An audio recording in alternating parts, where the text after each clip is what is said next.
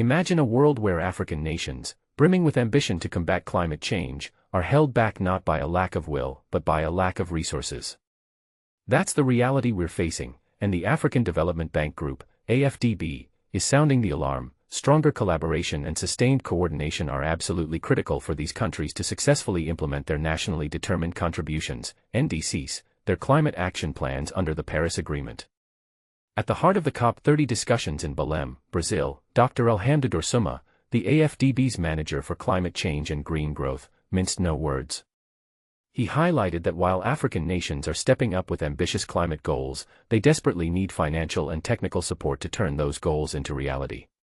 Africa's challenge is not ambition, he stated emphatically. What Africa needs is ever stronger collaboration and reinforced coordination among institutions providing financial and technical assistance in support of NDCs across the continent. This urgent call came during the 5th Partners Roundtable on NDC implementation, a crucial gathering bringing together development finance institutions, global climate funds, and UN agencies. The agenda: to review existing pledges of financing and technical assistance, assess how well the private sector is engaged, and, most importantly, figure out how to ensure that climate finance actually reaches the communities most vulnerable to climate change impacts. Simon Steele, Executive Secretary of the United Nations Framework Convention on Climate Change, UNFCCC, added weight to the discussion with a stark warning: the cost of not acting on climate change will far outweigh the investment needed now. He urged developed nations, multilateral development banks, and the private sector to significantly ramp up their efforts. Steele also pointed out an often overlooked fact: local governments are already contributing a significant 17% of adaptation solutions since the Paris Agreement. This highlights the importance of empowering local actors in climate action. But here's where it gets controversial. Steele emphasized that COP30 shouldn't just be about counting the number of NDCs submitted. The real measure of success will be in assessing how effectively those NDCs are being implemented. This shifts the focus from promises to tangible results, a move that could put pressure on countries to deliver on their commitments. Representatives from various institutions shared updates on their progress, but also acknowledged persistent challenges.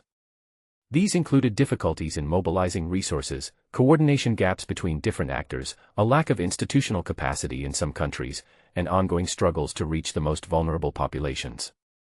Pablo Vieira, Global Director of the NDC Partnership Support Unit, noted that around 101 countries submitting NDCs have received partnership support. Jennifer Baumwall, Head of Climate Strategies and Policies at the United Nations Development Programme, UNDP, emphasized the UN's crucial role in helping governments integrate NDCs into their national budgets while ensuring that community priorities are taken into account. Despite these hurdles, the good news is that 47 African countries have updated and submitted their NDCs, with an impressive 23 filing more ambitious versions ahead of COP30. This demonstrates a clear commitment to climate action, even in the face of significant challenges. And this is the part most people miss. The AfDB isn't just talking, they're actively working to bridge the gap between planning and investment. Through the Africa NDC Hub, they've provided crucial support to countries like Uganda, assessing and formulating its NDC, Mozambique, strengthening institutions for its 10-year climate plan, Burkina Faso, preparing its NDC investment plan, and Ethiopia, developing bankable NDC projects and securing large-scale financing. More recently, Botswana, Gabon, Lesotho, and Liberia received support to craft long-term climate visions to 2050, aligned with the Paris Agreement. In 2024 alone, the AfDB Group mobilized a staggering $5.5 billion in climate finance, with 56% specifically earmarked for adaptation measures, crucial for helping communities cope with the impacts of climate change. What's even more impressive is that around 83% of the bank's climate finance comes from its own resources, demonstrating a strong internal commitment and significant potential for leveraging additional funding. Dorsouma highlighted innovative tools like the Climate Action Window, which raised $451 million in concessional financing, 73% for adaptation, enabling the mobilization of $1.39 billion in co-financing for 39 projects across 31 countries. This is a great example of how targeted investment can unlock significant additional resources. The Africa Adaptation Acceleration Program, AAAP, a joint initiative with the Global Center on Adaptation, has already mobilized $19 billion of its $25 billion target by the end of 2025. A total of $11.9 billion has been deployed, reaching 60 million people. These are significant numbers, but Dorsouma cautioned that private capital remains significantly underutilized for adaptation efforts. This represents a major missed opportunity, as private sector investment is crucial for scaling up adaptation efforts and building climate resilience. So, what do you think?